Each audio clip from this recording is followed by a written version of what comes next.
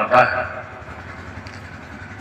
उन्होंने कहा कि नित्य प्रति सत्संग करो बनाई, अंदर बाहर द्वय विधि भाई। इस तरह का सत्संग हमारे पूज्यपाद स्वामी सहदेव बाबा ने किया। सत्संग का शाब्दिक अर्थ होता है कि सत्य का संग, सत्य का संग। अब प्रश्न होता है कि सत्य क्या? तो जिसके नाश नहीं होते, जिसका नाश नहीं होता है, जिसमें कोई परिवर्तन नहीं होता है, यानी अविनाशी है, वही एक सत्य है। और उसी सत्य पर ये सारी सृष्टि आधारित है। उसी सत्य के ऊपर ये सारी सृष्टि आधारित है। परमात्मा ऐसे है। परमाराध्य संत सदगुरु महाराज की वाणी में है कि सत्य नाम के आधार पर फिर है संसार, जाने संतन विचार भजो सत्य नाम ये। तो उस सत्य स्वरूप परमात्मा को पहचान कर, ऐसा नहीं कि ग्रंथों में पढ़कर, लेक्चर भाषण उपदेशों को सुनकर, ऐसा नहीं, साधना करके, और साधना करके प्रत्यक्षतः उस परमात्मा को जाना, पहचाना, यानी अब परमात्मा को प्राप्त कर लिया। तो ऐसे होते हैं संत। ऐसे संत थे हमारे पूज्यपाद स्वामी सहदेव बाबा।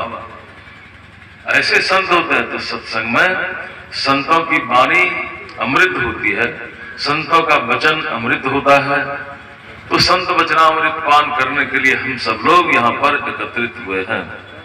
यहाँ तो एक भक्त ने लिखा है कि संत वचन वह सुधा, देवी भी जिसके सदा विकारी, संत वचन वह धन जिसका है, नर प्रधान अधिकारी, मृत्यु मरवन जाता जिससे वह संजीवन रज है, संत वचन सब भव रोगों का राम मान भी सज है। कहते हैं कि स्वर्ग में रहने वाले जितने देवगण हैं, सब के सब संत वचनामृत पान करना चाहते हैं। क्यों चाहते हैं? जब स्वर्ग चले गए देव हैं, देवियां हैं, तो क्यों संत वचनामृत पान करना चाहते हैं? संत वचनामृत पान करना इसलिए चाहते हैं। एक संत हुए हैं संत तुलसी साहब, उन्होंने कहा कि पुण्य छीन सोई देव, स्वर्ग से नरक में आवे। जब पुण्य छीन हो जाता है, समाप्त हो जाता है, स्वर्ग में रहने का समय समाप्त होने के बाद उसको पुनः नरक में गिरा दिया जाता है और बहुत दिनों तक नरक में रहना पड़ता है। जब नरक में रहने का भी समय समाप्त होता है तो 84 लाख जोनियों में उसको भेज दिया जाता है।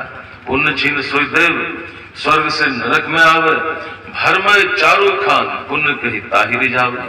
संत महात्मा लोग कहते हैं कि जब स्वर्ग से पुनः नरक में आना ही पड़ता है तो ऐसे स्वर्ग को प्राप्त करने से क्या लाभ? लाभ नहीं बल्कि हानि हो गई। तो संत महात्मा लोग कहते हैं कि नहीं, ऐसा काम नहीं करो, ऐसा काम नहीं करो। काम करो वह जिस काम के करने से हानि में जाना नहीं पड़े। इसलिए कि हम मानव हैं, हम मानव जितने हैं, तो सृष्टि के परमात्मा ने जो सृष्टि किया, तो सृष्टि के सिर में शब्द और विवेकशील प्राणी है। तो हम लोगों को सोचना चाहिए, विचार करना चाहिए, विचार करना चाहिए।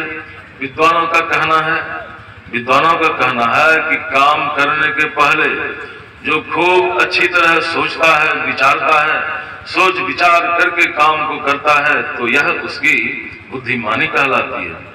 और काम को करते चले जा रहे हैं, सोचते भी जा रहे हैं कि काम मैं जो कर रहा हूं तो इस काम के करने से हानि होगी या लाभ, यह उसकी सतर्कता यानी सावधानी कहलाती है।